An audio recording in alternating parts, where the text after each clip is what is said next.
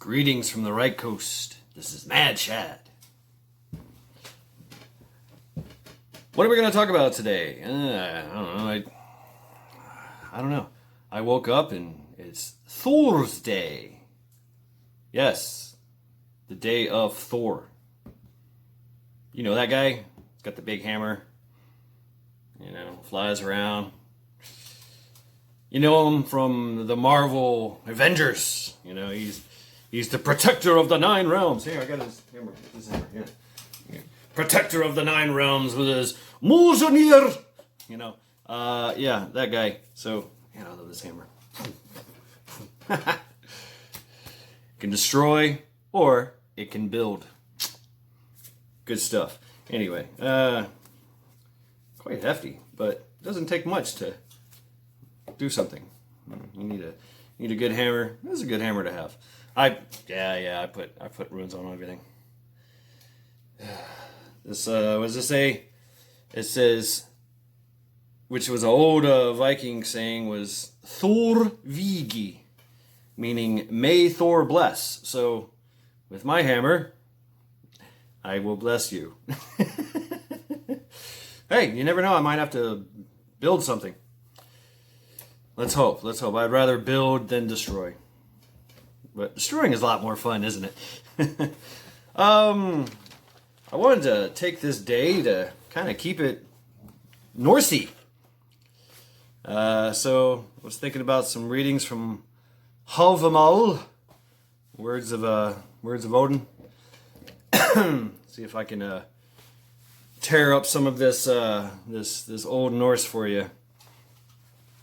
So this is Havamal 22 and 133, and I'll read it and then I'll give you the transliteration as well. So, Vesal mader och ellaskapi håll er att hivitna hitki hanvit hanvita Fyrti at han at vama vanir. A stupid man and a undisciplined one laughs at everything. He hasn't learned a lesson that would do him good. He himself isn't flawless. Good stuff. All right, Havamal 133. Probably one of my favorite ones. Op vitu och urla thir sitja ina feirer. Yeah. I'm still struggling, y'all. Feier. Hevers thir ru kain kuma at mother Sva Godir at Gali na Failigi Nesva at Imguni Dugi. Those inside the house rarely know anything about the stranger who knocks at the door.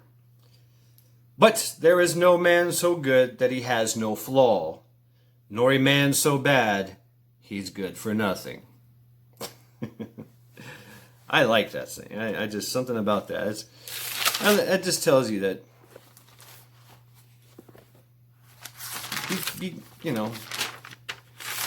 don't be quick to judge on folks, It's just not, shouldn't be in the cards. Because you don't know. You don't know who's at your door. You have no clue. And in the Norse way of life, that was the thing, is that you don't know who's at your door. So you have to be cautious and aware and wary, but you also have to be a little hospitable. Let them in. There's this idea of hospitality.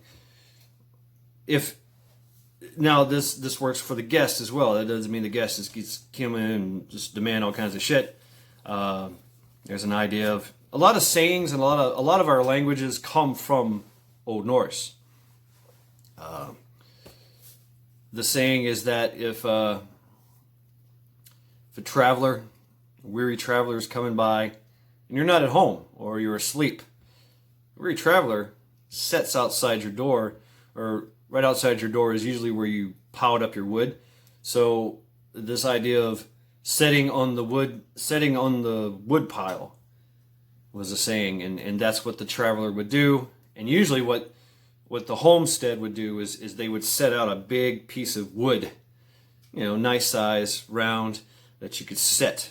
It was also where you split your wood and all that if you want to do some kindling or whatever. But big piece of wood, nice piece of log, and that was your seat. And there may or may not be like a little box there with some bread and some water in it, just to tide the guy over, maybe a washcloth. But you allow once you wake up, once you start your day or whatever, you come home and you see this traveler. You invite the traveler in. You immediately give him food and drink. Immediately give him drink.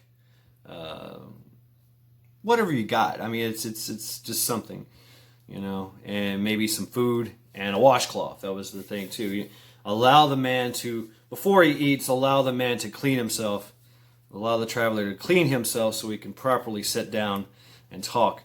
And the other thing was that the host would greet the guest, talk to him, ask him questions, say things, whatever, and then have a nice silence to allow the guest to speak. So the guest would come in and, hey, thank you, and listen and be quiet, be silent, and also lurking, watching and making sure. Now, the homeowner usually had his hand on his sword or his axe, hanging out like, hi, how are you doing? Come on in, please have a seat. So there was this, uneasy kind of, don't start nothing, it won't be nothing kind of thing. Kind of gangster in that hospitality aspect. But that was the thing. And the guest, the traveler, was expected to give the news of his travels, where he came from, what's it like over there, how's the weather, how's the fishing, how's the game, how's the food. It was a back and forth. It was a very respectable thing. And you sat by it was called fireside talk. And you sit there with the guest, and the host and the guest would sit there at the fireside and at the heath or whatever. They usually had a fire in the middle of the house there by the door. That's where they did everything. And you sat there and you talked and you asked questions and got to know each other, sipping mead, water, tea, food was exchanged. And the guest may or may not give something. Usually it was customary for him to just give something. Here you go, man. And they would put it off to the side, or they had like a little shelf, or they had a window seal if they had a window. Usually it's too cold for a window, but they would set it off, the little trinkets off to the side. And that was like the hospitality corner. And you're like, yeah, remember so and so? There was always this idea that he who knocks at the door just might be a god. Could be Odin. Odin was known to, change himself into whatever. Usually he traveled as a old man, like Merlin, the idea of Merlin. That's where Merlin came from. Merlin. So many names. I mean, his original name is Rodinas, Odin. Same thing with Thor. Thordas. Was it Thordas? Yeah, Thordas. This is really in old Futhark. They actually have ruins of their, Tyr was Tiwanas, and the name kind of like told you how to say that letter. But it gets very crazy after that, especially if you want to go into vowels. There's 9 vowels. 9 distinctive vowels, and ooh, and I mean ice and I. Anyway, whatever. So the idea was that you don't know who that guy is. It could be Odin. He's been known to do that. And you had to be wary because Odin was always on the prowl. And he was there to test people and to take advantage of things like your wife or you. He was kind of bi like that. But anyway, but he would come, mostly he would come as an old man with a stick, always missing one eye, scraggly beard. From time to time, you knew it was him from time to time because a raven would just land on his shoulder, boom, boom, and he would talk to it. Okay, that was Munin and Hunin, and memory and thought. And I like what he said before. He says, "Yeah, my ravens' names are Memory and Thought." And they go forth and see the land and come back and tell me everything about it. And he says, I fear that thought and memory, will I always fear that when they leave that they'll never come back. But the one I fear the most that never comes back is memory. It's kind of memory kind of goes when you get older. But I digress. There's a story of Odin, which I find very interesting. Odin was on his travels, and he paid a calling to one of the chieftains, one of the very large chieftains, very famous large chieftains of the Scandinavian area. And he was a king. The guy was a king. So that means he had a huge area of Sweden. He probably had Norway, Denmark, and Scandinavia. So there's Sweden. So Odin comes in. There was something going on. So they were at alert. And the king somehow trapped Odin in the middle of two fires. I didn't know you could do that with a god, but that's what he did. And for 8 or 9 days or however long, he gave him neither food nor drink. And usually after about a day or two, they start speaking. It was kind of like an interrogation thing. And I don't know, there could have been guards with spears, like, don't move, smack, don't move, sit there. Could have been something like that. But Odin, being a very powerful god, all father, twice or 3 times removed from origin. Anyway,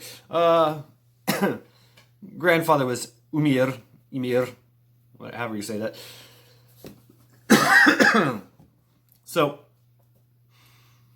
he's sitting there, and after about 8 or 9 days, Odin's just getting kind of woozy, and he's just, and he pipes up and starts talking all about like his like who he is and all his names. I am known by this. I am known by this. I am known by this. The great wizard, the harbinger of war, and just all kinds of just going down the line of what he's known for and what he's done and how he kind of braggadociously talking about who he is and how he sacrificed himself to himself to gain the runes of magic, and how he gave an eye for the mead of poetry and pulls out the head of the guard of the the pond, and how it just goes on and on and on. And the king or chieftain is sitting at his throne just like, whoa, wait, you're Odin? Put out the fires, put out the fires. So sorry. Please, my deepest apologies. Oh, shit. I just trapped Odin for 9 days. Oh, shit. I'm in trouble. And he's just like begging and pleading and like, oh, I'm sorry. And, Odin just like gets up finally, immediately and goes, fuck you, I'm out of here, and turns his back and starts to walk away. And, the king is like, wait. And he gets up and he goes to walk down his little steps, and he's got a sword. Kings had swords. Not everybody had a sword. Sword was a status symbol. And as he was walking down the little steps from his throne, the sword tilted, fell out of his scabbard, and the king tripped and fell on his sword. And then Odin kind of walks away and goes, chuckled and left. That was Odin. Of course, I would imagine I'd be pissed off too if you trapped me for 9 days with no food or water and, very unhospitable. So that story stuck with everyone. Especially in the Norse community. Not everybody was a Viking. Actually, the word Vikinger, is a verb. To go Viking, to go raid, to go war. And there were different kinds of Vikings. There were the pirate Vikings, raiders, of the seas. They just, you just know, oh shit, I got pirates. All right, and those, amongst each other, you could either submit, okay, here, but that would in turn bring more bullshit along you, because people talk and people be like, oh, you just gave up all your shit to so and so, huh? Yeah, you're a pussy. So, oh, you're Arger and Draeger. The idea of being a Draeger was to be, I am manly, I am courageous, I am honest. Honesty. No sneaky. No stabbing people behind the back. So you want to talk shit about somebody, you talk shit to the face, because talking shit had consequences. And the worst thing you could do is call somebody a less than manly man. You're not so manly. You're an Arger or Ragger, which had some kind of, or mare. Well, mare is a female horse that's in heat. You get the drift. So yeah, I mean, even some of the things, I mean, that was the worst thing, and that could get you killed. Justfully. Nowadays we just, we talk shit like, yo, what's up, fool? You this, you that, you this, you that. Not in the Viking community. If you did that, yeah, mutual combat time. They were serious. They were serious about that.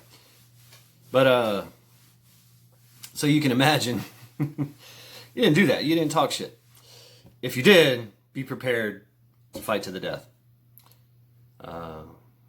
But you could also, like, hey, okay, sorry, but there was some kind of compensation that was involved. Like, hey, look, I'm sorry I called you a horse in heat, a female horse in heat.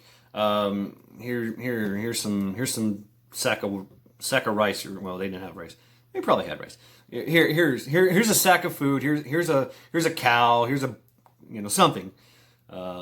Some actually went as far as, here's my daughter in marriage. Here, let me go ahead and just cut off my hand and give it to you. It was all kinds of stuff like that. Poking out an eyeball. I mean, compensation, blood compensation.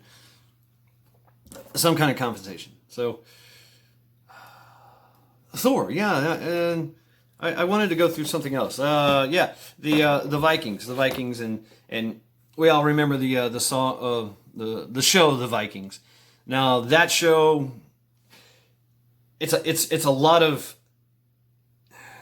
they basically took all the sagas, which span thousands upon thousands of years, and compiled it all together. So people were hanging out with people that were like hundreds or 200 years apart from each other.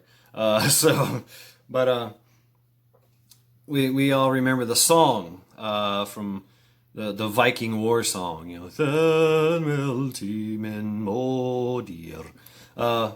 that all the warriors were singing before they fought.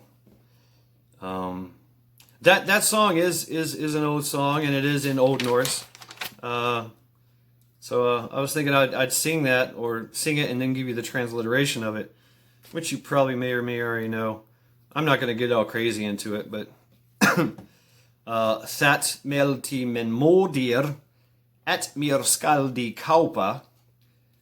And then the way that you would sing it is that you had this running stanza, and then you had a chorus, and the chorus was done by somebody else, or and it was like a group. Like, okay, we know the chorus, and the chorus was Faraha brot med vikingum, and they would say that over and over at certain times. And with Norse, especially with songs and poetry, they followed things that, like, words had to be like, beginning of the word had to match the other beginning of the word, and so it was like a flow to it. So it didn't actually have to rhyme as per se with rhyming, like, goat and boat, but like boat and buy, boat and bother, and that flowed throughout the whole thing, and even worked with vowel sounds as well. So that's where you see the Farra abrot med vikingum, and then it would go on, and so it was telling a story, and Fley og fargrar aror, and then of course Farra abrot med vikingum, and then of course they had like a crescendo, Stira di runknari, standa upi stafni, Stira di runknari. And boom, goes back down. Haldas fahatil hafnar. And stira dirum nari. Haldas fahatil hafnar. And then the ending, which has become very looked at, used a lot too, is Hegva manok anan. Hegva manok anan, and that was like the end. And throughout the whole time, they would do that. So the actual transliteration of that so is, thus spank my mother, that for me they should buy. Chorus, go forth with Vikings, go forth with Vikings. A bark with beauteous oars, a boat with good oars. It was very important. More chorus, go forth with Vikings, go forth with Vikings. Steer a dear vessel, that's stira dirum knari. Steer a dear vessel. Stand on the stern. Steer a dear vessel. Hold course for haven. Haven being a port, a place of peace, a place of because you're going out. You're going out to do Viking shit. You're about to rape, pillage, and plunder, or go to war. Lots of wars going on. And there's like little tribal wars too. So hold course for haven. You want to go out and you want to come back, because there's a chance you might not come back. There's a chance that your boat just goes, falls into the ocean. Whatever. Many boats were crashed against the shores, and sometimes they didn't really have a lot of instruments, if you will. And the idea of the soapstone, no, that's neither here nor there. Maybe later on. And if you don't know what the soapstone was, there was this cloudy stone that they used on a cloudy day to try to find the sun. And it did work. It actually does work. You take this stone and you scan the skies with it. And, oh, there's the sun. And, okay, boom. So now you have a direction. What they actually did is they stuck close to the shore. Those with more experience would go further out from the shore, especially if it was very rocky and jagged. So you can imagine that a lot of boats actually fell by the wayside against the shore. So anyway, hold course for haven. You want to go out, do your thing, and come back. Steer a dear vessel again. You want to steer that dear vessel. Hold course for haven. And then the end part means hew down many foemen. Hew down many foemen. Like hew, like you hew a tree. You render it into lumber. You take a tree and you're like, that's a nice looking oak tree, and you take your axe and chop at it, and boom, fell the tree, and then you split it open, and you start making the lumber and the shanks and Yeah. Foeman, we all know what a foe, a enemy.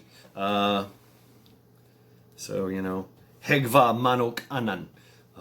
So you see how they use that, and the way that their words. Some words were like Hegva,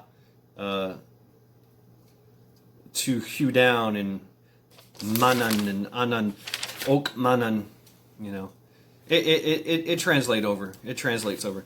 So that's the transliteration of that. On this day, Odin. Odin is known to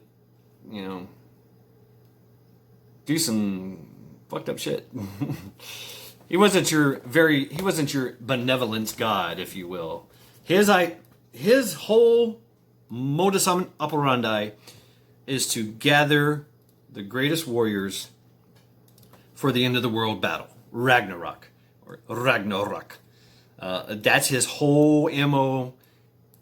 Basically, that's all he cares about. Most of his time is spent in his hall of warriors, Valhalla.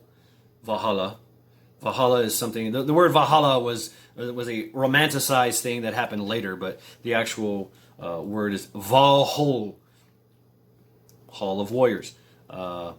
So he would send out his ravens, Hunin and Munin, memory and thought. They would find the battles because they're looking for carcasses, dead bodies.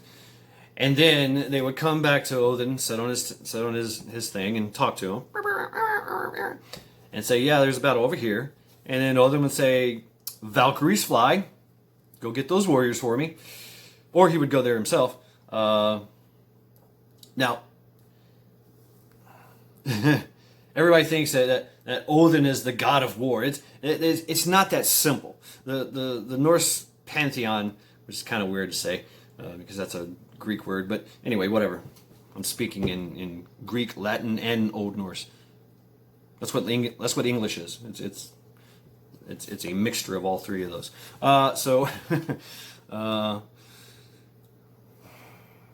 Sometimes Odin would show up and do it himself. Like, "Hey, I want you. Come with me." But he would trick you. He would trick you into dying. And what you would do, what the warriors did, they had a battle cry, and one of the battle cries which is on my little YouTube moniker there, is Odin ol Yadir Allah, and that meant Odin owns you all.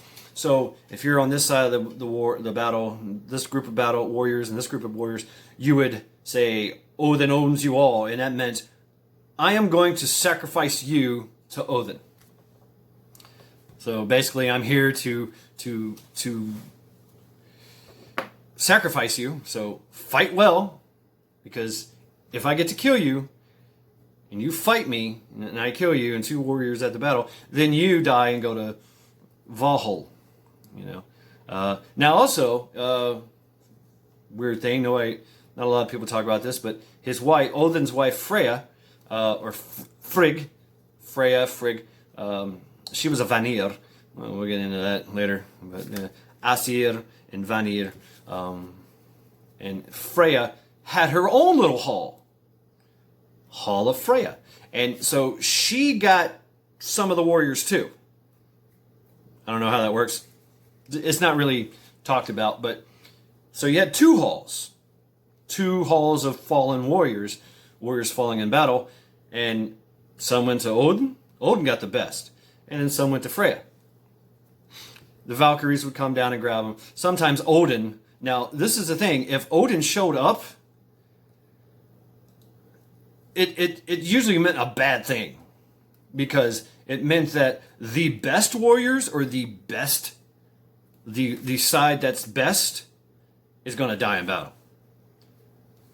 That's what I mean.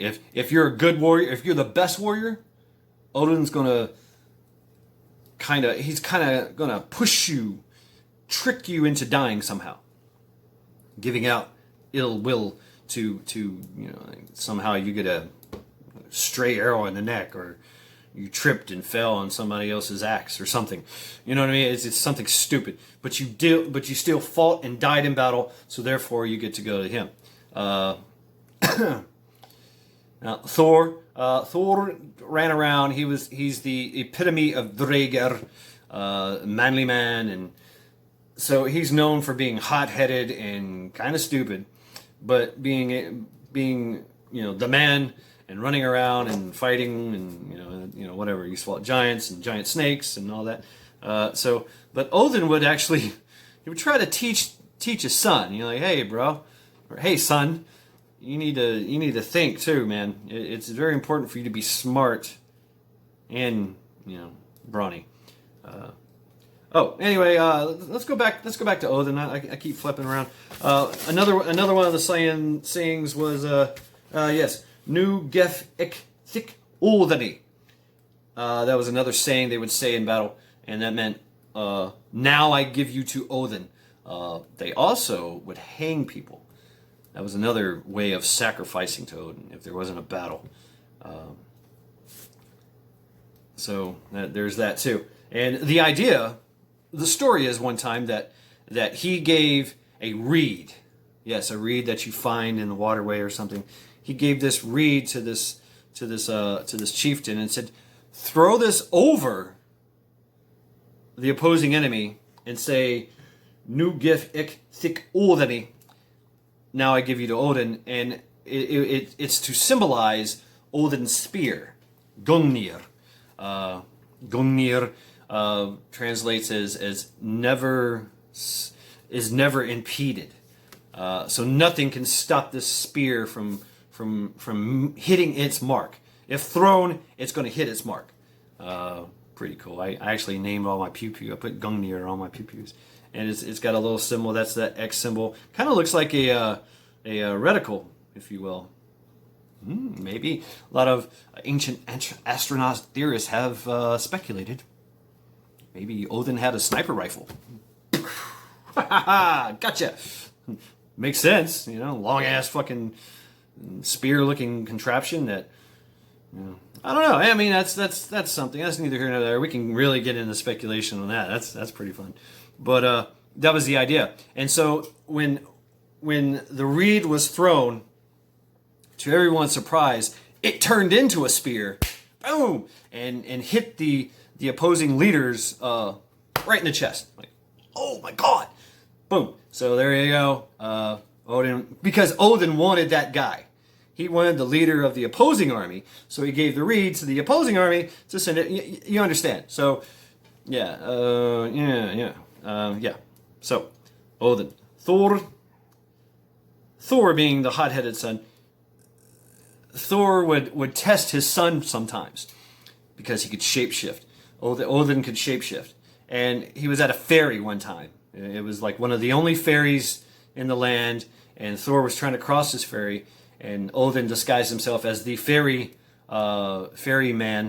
that ran the ferry across the water, and Thor shows up, and he just starts laying into his ass and insulting him, from far away in the water, and refusing to pick him up in the ferry, which meant that Thor had to travel hundreds of miles to a next crossing to get across the waterway.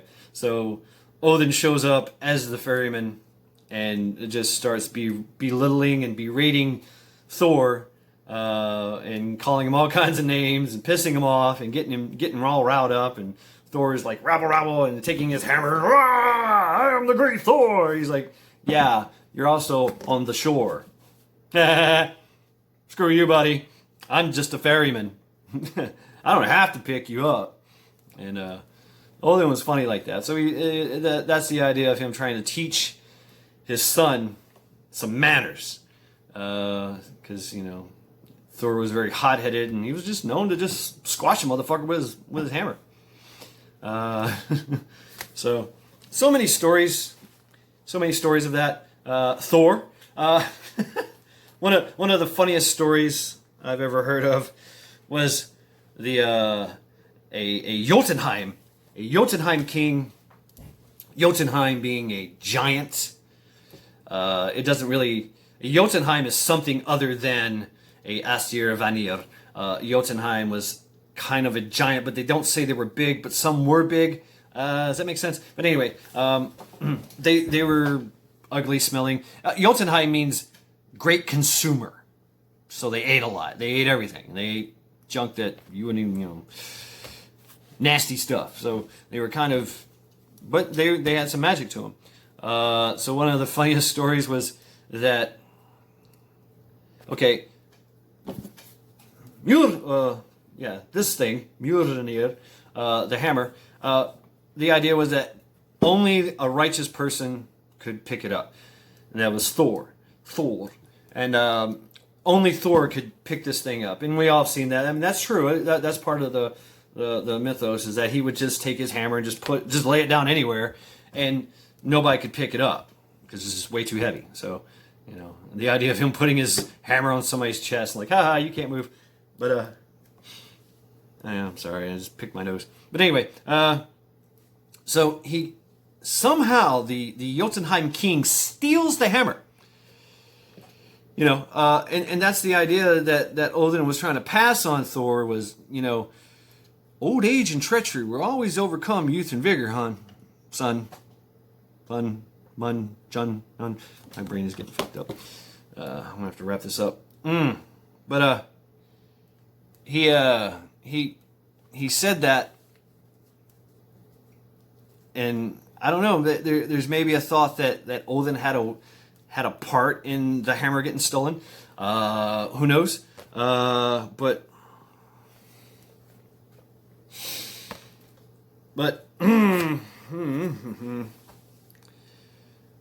But the Jotunheim king held the hammer for ransom and said, "I want your wife as tribute." And Thor was outraged. He was like, "Oh, hell no. I'm going to go there now and just fight and kill and beat everybody." He's like, and Odin was like, "No, you can't do that. You're going to die. If you do that, you're going to die. Because there's way too many of them. You don't have your hammer. Yeah, sure, you're the great Thor warrior, but you're stupid."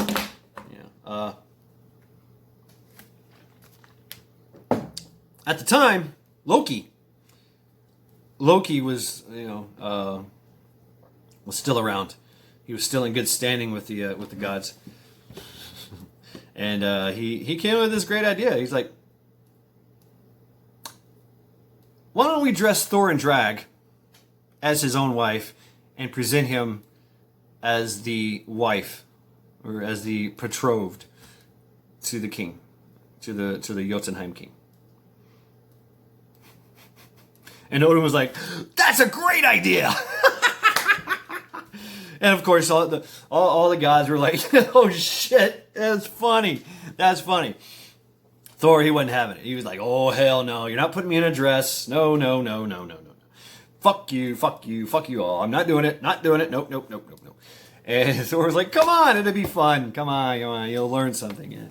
And of course, Loki being the mischievous one, and he actually came up with a great idea. But so that's the idea, is that Thor was dressed up like his wife. They put a veil on him, and it's kind of like the Little Red Riding Hood story, if you will. It's kind of like where that Little Red Riding Hood came from. Little Red Riding Hood, got it? Get it? Thor was known for his fiery red eyes and his red beard, and he wore red sometimes. It's fiery red. But so Loki could change at will, and Loki, boom, transformed into a handmaiden. And then everybody, all the girls started giggling and Loki, and they were fixing up Thor to look like his wife. His wife was beautiful. She had hair of silver, pure silver hair, and something Loki stole later on. But she was known for her beautiful pure silver hair. Yeah, cool, huh? So Thor gets all dolled up. And they put a veil on him. Imagine that. And so they take off. Thor had a ox cart, or no, a goat cart. He had goats, and it was a cart. But the goats could go really, really fast. And the other thing was that you could slaughter the goats and then eat them, and then the next day they would pop back up. Sound kind of familiar? Yeah. Some Greek pantheons. Yeah, there's a lot of similar stories in this. A lot of stories are similar. So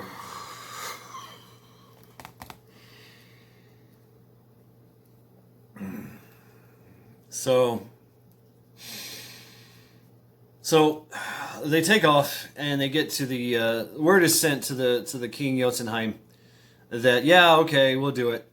And Thor, his wife, dressed as his wife, and Loki, actually transformed into a handmaiden, they show up and to meet the feast. They come to the feast, and the king is like, "Wow! It actually." He's like, "I fucking did it! Awesome! This is great! I got the hammer. I got Thor's wife. Yeah, boy, that's what's up. Who's gangsta now, fool? Yeah." And so, yeah. Anyway, so the Jotunheim king is just like, wow, that's great. So right off the bat, Thor drinks all the fucking meat. Just drinks it. Just go, go, go. He was also known, which one does if you're Draeger, is you drink a lot. That was one of the things, the boast is, let's drink a lot of mead. So Thor drank up all the mead in the house, in the party. And here we go with the Little Red Riding Hood thing is, wow, what a thirst you have. Yeah. And Loki is like, well, she's tired. She's thirsty. We've been on a long trip. And so the next thing that Thor does is he starts eating. Just insatiable eating and shockingly eats almost all the food. Drinks up all the mead and the wine and eats up most of the food. And of course, the Jotunheim is like, wow, what a amazing appetite you have. Yeah, and Loki's like, well, we've been on a long trip and she's famished. It's been a long, hard trip. And of course, the king is like, okay. And he says, come, bride, come before me. I want to see you. And he looks at his bride-to-be and these fiery red eyes coming through this veil. And he's like, wow, that is some fiery red eyes. Those are shocking. Oh. And again, Thor was, or Loki is like, she's very excited to see you and be here for you. I don't know, whatever. And then the Jotunheim king, at the time, the hammer was next to the Jotunheim king, like by his side. I don't know. I guess somehow he figured out a way to get that thing, and he put it next to his throne. So he says, come closer, bride to be. And he smells her. He's, you kind of smell funny. And of course Loki, oh, we've been on a long trip. It's she kind of smelly. We didn't take a bath or everything. We came right here. It took us a couple days. And we rode straight here. And Jotunheim king is like, well, I guess I better give her a kiss. And grabs the veil, pulls it up, and as soon as he pulls it up, he sees Thor's face, and Thor just like, and that point in time, Thor grabs the hammer, kills the Jotunheim king, goes on a freaking rampage, and starts murdering everybody. That's a Jotunheim, of course. Loki's like, oh shit. Come on, Thor, let's go. There's more of them there is of us. Grab your hammer, let's go. And so that's the story of Thor and drag. Yes. So, yeah. So, oh man, it's like almost 45 minutes. I could go on forever on this stuff. So yeah, the gods were very, very complex. And even if you're strong and brave and Draeger. You know, old age and treachery can still get you. Yes. So, I mean, with that being said, I'm going to end it right here. I'm in a good mood now. Even though my brain is hauling ass on me, I got to grab my wits about me. I got to do some negotiating. So, hope you like my Thor story on a lovely Thor's Day.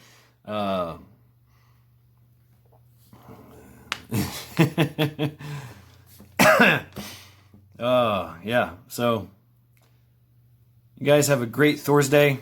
This is Mad Shad, and I'm out.